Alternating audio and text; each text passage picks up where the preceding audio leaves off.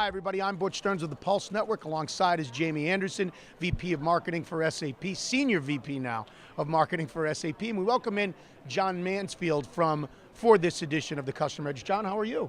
I'm doing well. I hope you are. Yeah, great to have you here. Now, you're formerly with Graybar. We're going to talk a lot about that in a second, but you have your own company now called StratMax. StratMax. I'm a consulting firm where we help wholesale distributors implement strategies for driving profitable growth, and generally we concentrate on customer stratification, Great. which is where my experience and background with SAP and Graybar is. Great. We wish you a lot of success with that. Thank you. Thanks for being a part of this show. John's probably one of the perfect people to have for this show. Why, Jamie? Why about what SAP did with Graybar and what John was involved in? Well, I don't want to take away from what John will say, so I'm going to try and interview John and extract the goodness out of that. One of the things for me, and one of the reasons I'm very excited to have John on, was that John, for me, right, if you don't mind me saying, has been really a pioneer in customer stratification. I'm going to get you to talk about that as well. And John did something quite remarkable, because I talk a lot about this notion of going beyond CRM, and that's kind of where we got to customer engagement. And we're at customer engagement world, we're hearing a lot about this, about the new technologies. Volker and I discussed some of that in terms of the customer journey. But going beyond CRM means really having incredible insights about your customers, almost to that personal level. And I'm going to kind of turn to you now, John, talk a little bit about that, because you really co-innovated with us at Graybar to really develop this customer engagement intelligence, which to me is the first step in moving beyond CRM, really understanding the customers. Do you want to expand on that a little for the audience watching?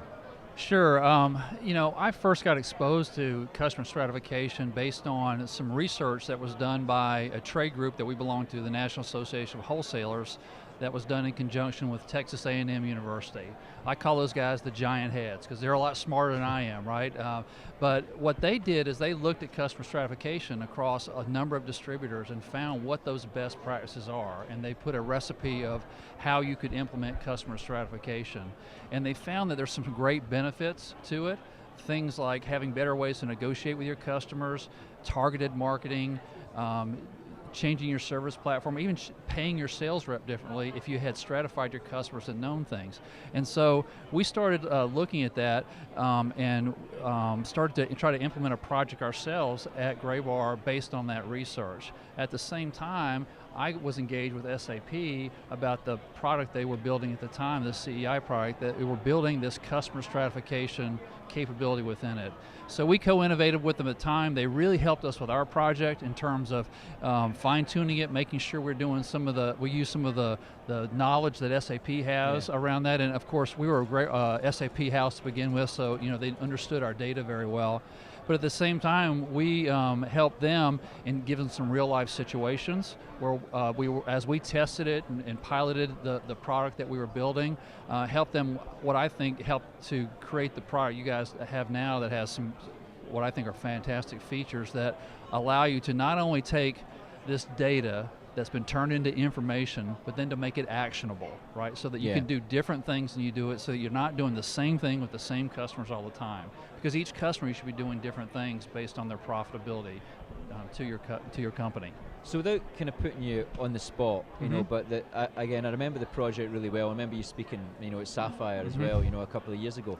But for the audience kind of watching today, the 2 or 3 really big takeaways or benefits that you saw from that project, because and frame it in a way I'm trying to think, what was happening before that drove this need for change? Because you saw something that no one else was seeing actually at the time.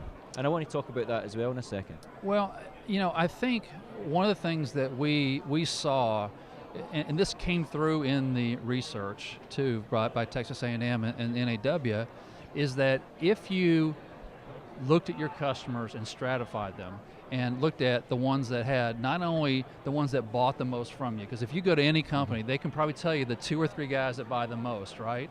But it's not just that. It's not only are they loyal to you, do they order on a regular basis so it's easier to service them? Do they order frequently and a lot of items and a lot, that deep into your business?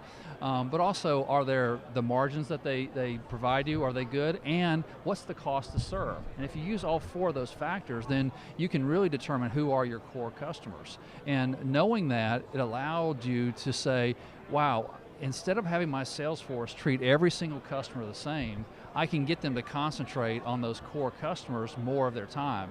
And the key thing about that, and this is I think the revelation is, and it's one of these things that you feel in your heart all the time, or you kind of know the business rule, the 80-20 rule, but they, in distribution at least, it becomes like a 90-10 rule. Right. That 10 to 20% of your customers are 80 to 90% of your profitability.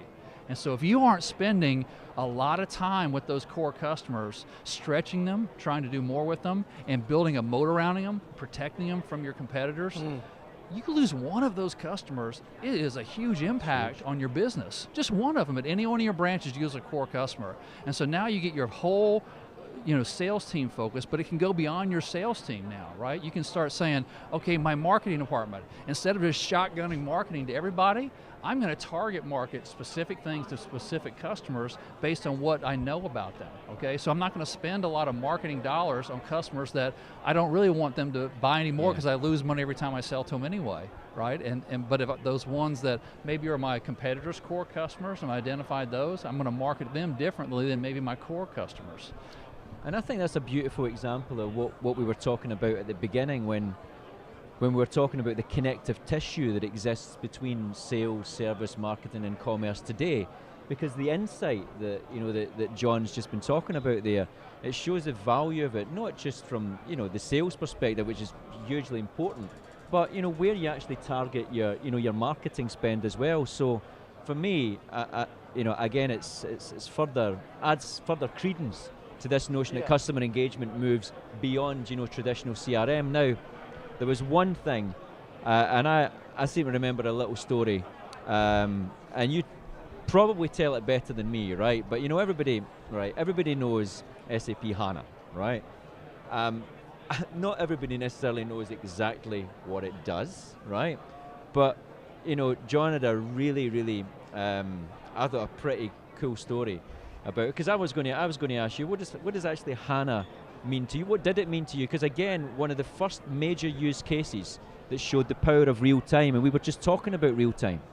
It showed the power of real time in an enterprise environment, because we recognize that customers' habits are changing, the convenience of the channels they use, the immediacy of response that they expect. So real time, HANA, we know that, but you saw a use case, but what was the background to using it? Well, the story, I'm on the business side, and but I deal a lot with our IT guys, and the IT guys, they started talking about HANA, and about it's coming out, and they kept saying, John, you got to see what HANA can do. But they didn't just say HANA, right? Every time they said it was like, HANA, you got to see HANA, you got to see HANA, all right? And in my mind, where is she? Well, I know, SAP is a German company and everything. HANA, my mind, it's Heidi Klum, right? I have this picture of Heidi Klum, the way they said it every time. It's because they had such passion in it. Yeah. And then, the first time I see it and see some of the applications and they demoed it for me, then it was me, HANA, we got to have HANA. It's the same thing, because it was the way, the speed and the ability that it gives you to make some business decisions on the fly and ask your own questions behind that data. To me, it's just extremely powerful. So let me jump in, Jimmy. Let me ask you a question. So you said John was a pioneer with Graybar, with what they did, developing and talking about personalized engagement strategies, probably before a lot of other people. You worked SAP with Graybar on customer satisfaction analytics. What did you learn, or what did SAP learn out of what you and Graybar did together? Well, I was going to say, clearly, we learned actually that by making HANA available to the wider audience at the time, the real, for us, it wasn't about us coming up with all the solutions, because as a technology provider, you can kind of be fooled into thinking that it's all on your shoulders. Like finding the solution is all on your shoulders. But we went through a program of co-innovation with key customers like Graybar.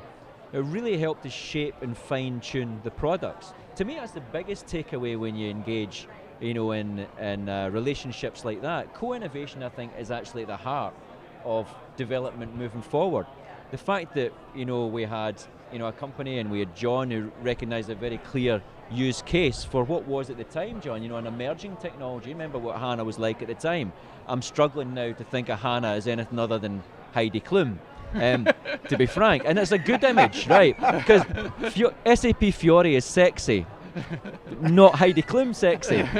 So I actually think, listen, and I think we need to speak to McDermott. This is a message going out to Bill McDermott. Heidi Klum is the face of HANA, right? That's what we want to see. It's a great opportunity. And as a marketer, I definitely would like to see that. Both SAP and for Jamie, Heidi Klum. I'd like to add is that, from my standpoint, from the beginning in the co-innovation, I could see the product from the beginning until the end, and then the difference. And the SAP people, it wasn't just lip service, right? They really listened to our feedback, not just from me, but from our salespeople they engaged with.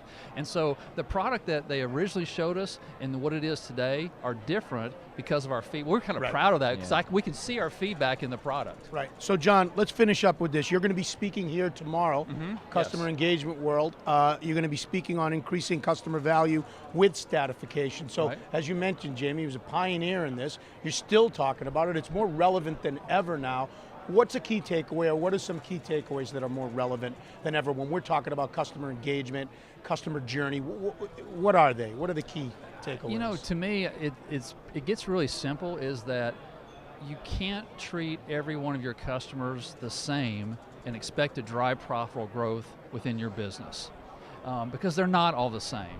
And so you have to be able to have a way of stratifying them, understanding the differences between them, and be able to engage with those customers differently based upon what type of customers they are. And there's lots of strategies around that, and I'll talk more about that tomorrow and give more examples of the type of strategies. But it really is, and the other part is that this, to me, is the time where you're able to leverage the big data in your ERP system and take that data and turn it into information that's then actionable by your sales team and by your management team to do things differently to drive growth. And that's the key thing. You can have all the data you want to, but if it turns into information that's actionable, that's the secret Will you sauce. have any pictures of Heidi Klum in your presentation? Not this time, but I may change it. There's still time to put it in there. Well, on behalf of the Customer Edge, thanks for being on the show, John. That was great. I enjoyed it. Thank you. Yeah, that was great. Jamie Anderson, John Mansfield here on the Customer Edge.